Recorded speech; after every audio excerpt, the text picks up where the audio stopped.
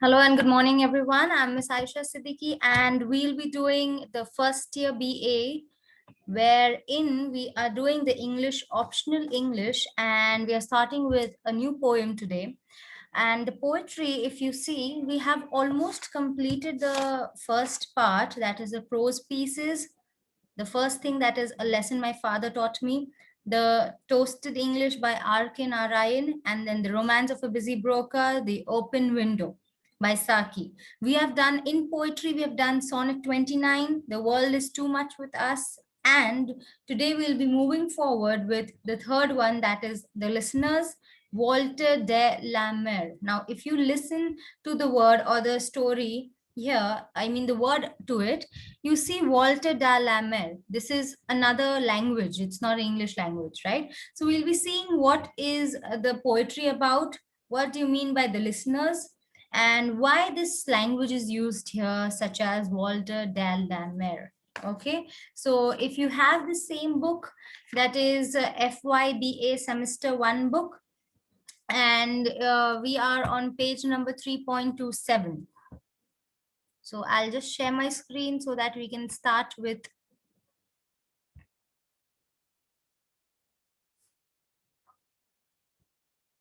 Okay, so the full text of the listeners is here.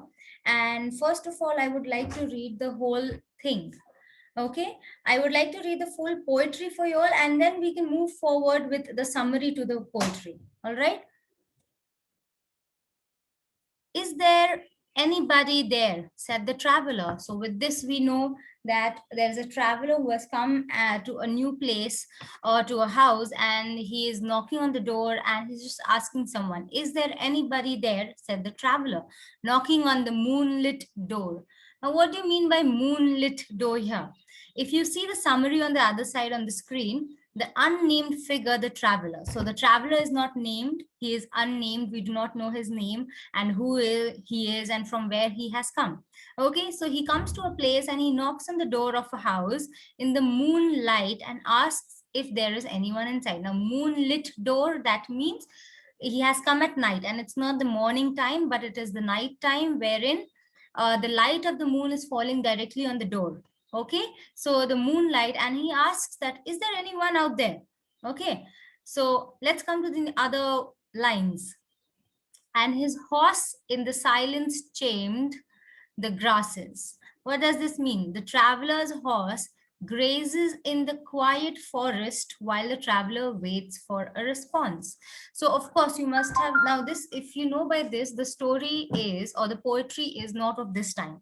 With this, we can come to know the story is of long back in history, where we used to travel by horses and not by cars and vehicles that we have right now. All right, so we were traveling, so this traveler was traveling with his horse, and he has put his horse, like as we park our vehicle outside and then we go to our houses, he has parked, you can say, his horse, and he has left him to graze in the quiet forest. So now we know that this theme, the story or the poetry that is going on, is very close to a forest, right? So this house is near a forest, and then the horse grazes in the quiet forest while the traveler is waiting for the response to come from the house inside. Let's go ahead now. And a bird flew up out of the turret above the traveler's head. Okay, now the word here in the third line, if you see, and his horse in the silence chamed the grasses. What do you mean by chamed? He ate the grasses. Okay, so chamed the grasses means to eat the grass. Now, of the forest's ferny floor, he ate the grass of the forest, right? Now, what do you mean by ferny floor here? The word ferny means covered with ferns or soft plants without flowers. Now, ferns are the thorny flowers, if you see, and they're the thorns of the plants and the flowers where you'll not find flowers on it. They've not bloomed yet. Okay, so if suppose let's take an example of a rose, you only have the stem of the rose with the thorns on it, but you do not have the flower yet that is bloomed. Okay, so the horse has eaten up all the ferny floor, that means all the grass, not the flowers. Okay, So this is meant by ferny floor. Now let's go ahead. A bird flew up out of the turret. What do you mean by the word turret here? A small tower on top of a building. Okay, so even right now, very old buildings you all must have seen, where if you see there is a building on top of that, you must have seen, like on Taj Mahal, you must have seen that there's a tomb, right? And the top of that building is not like a terrace or a circular or a square thing, but what it is like a tomb, or it is like a tower on top. Okay, so a turret is a tower. So the bird flew up out of the turret. That means it flew from the tower. From where? Above the traveler's head. So wherever he was standing, the bird has flown above his head and even above the tower that was there, just very close to it. Okay, so now let's come to the summary and see what it means. A bird flies out of a small tower on the house of and over the traveler's head. So the bird is flying on the small tower on the house. So now we know there's no other building around, right? But there's one whole house that is standing, to which the traveler is knocking, and the house has a tower on top. Okay, so the bird has flown above the head of the traveler and also above the head, above the tower of the house. All right, let's come to the next one here, the seventh one. And he smote upon the door again a second time. What do you mean by smoot? He knocked on the door again. That means he did not get any response the first time, and therefore he is again smooting. The word smoot means to knock. Please note down these important words. If you have the same book, you will have a glossary in which you have all the words, and you'll get the meaning of the words as well. So it will be easier for you all, right? You have a summary also on page number 3.27. This summary that you can see on the screen is from the internet, and it will also help you to enhance the vocabulary that you're going to speak. All right, so you can refer to page number 3.27, sorry, and then you can also refer to the glossary words. Okay, so smooth, chamed, ferny, all these words are on page number 3.27. Okay, now let's go ahead. Now he again knocked. Is there anybody? He said. So he's again asking, is there anybody? That means there's no response that is coming from the other side. Okay, so the traveler knocks again more forcefully. Now, smoot does not only mean to knock, but to knock it in a more forceful way. Now, it happens, right? If we've come to our house or any house and we've knocked once and there's no response, what do? In fact, nowadays, I say that we do not knock once. We keep on knocking and knocking till the time the person inside is irritated, right? So it's human nature. And nowadays, everyone has become so impatient. So they keep on knocking. Now, this story is of long back. So he is of a more moral person. The traveler is a moral person. So first time he's just knocked it once. He did not get any response. So the second time, he knocked it more forcefully, thinking maybe the person inside must have not heard him, right? So he has knocked it more forcefully here. Now, no one comes down from the house to meet him. Okay, the traveler knocks forcefully and repeats his question. What was his question before? Is there anybody?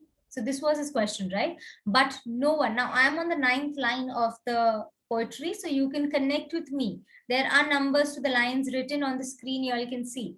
So here, if you see, I am on the 9th line now. Okay. But no one descended to the traveler, no head from the leaf fringed sill. Now leaned over and looked into his gray eyes. Okay, what does this paragraph mean? No one comes down from the house to meet him. However, no one even leans out of the window, the sill of which is covered in leaves, to look at him.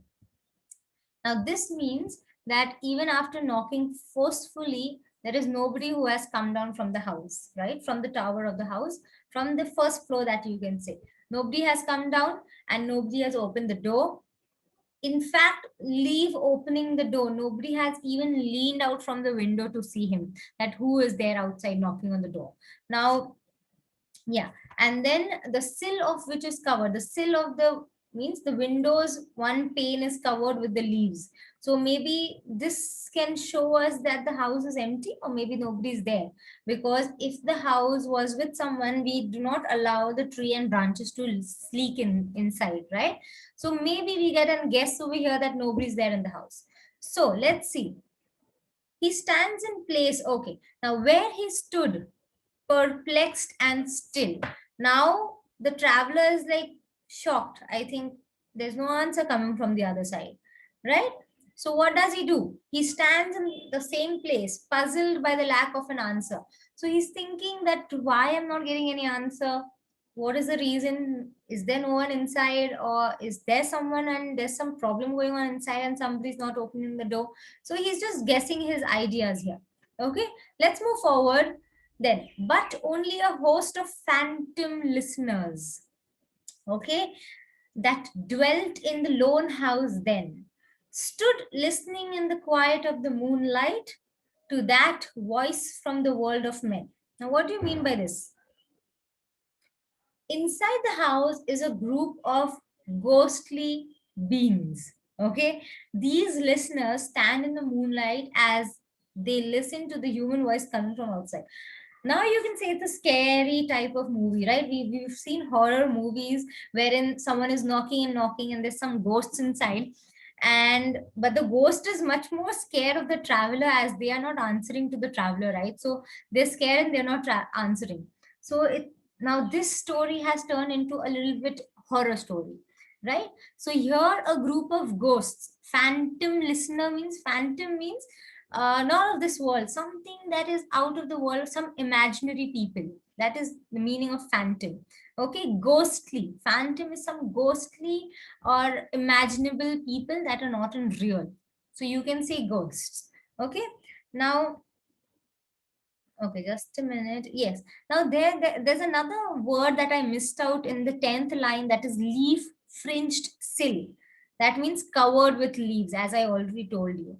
Okay. Now phantom is a ghostly being that is inside. The listeners are the ones. So the name of the poem you can know is The Listeners. Who are the ones that are listening in the house? The ghost, the ghostly beings, right? So these listeners stand in the moonlight. So they are actually, the moonlight is falling on them. And they're listening to the human voice coming, but they're not answering. Okay. Now, why the word world of men is written? That means the person, the people, the listeners who are inside are not from the world of men. They are from outside of the world of men. Now, outside of the world of men means they're not human beings, they're ghostly beings. Okay. So the listeners, in short, you should know they are ghosts. Now let's come to the ahead part. Stood thronging the faint moonbeams on the dark stair that goes down to the empty hall, hearkening in an air stirred and shaken by the lonely traveler's call. Now, what does these 3 to 4 lines mean? Okay, that is the ghostly beings crowd around the staircase onto which moonlight streaks, as the quiet atmosphere and the empty house is disturbed by the sound of the lonely traveler's voice. Now, what does this mean here?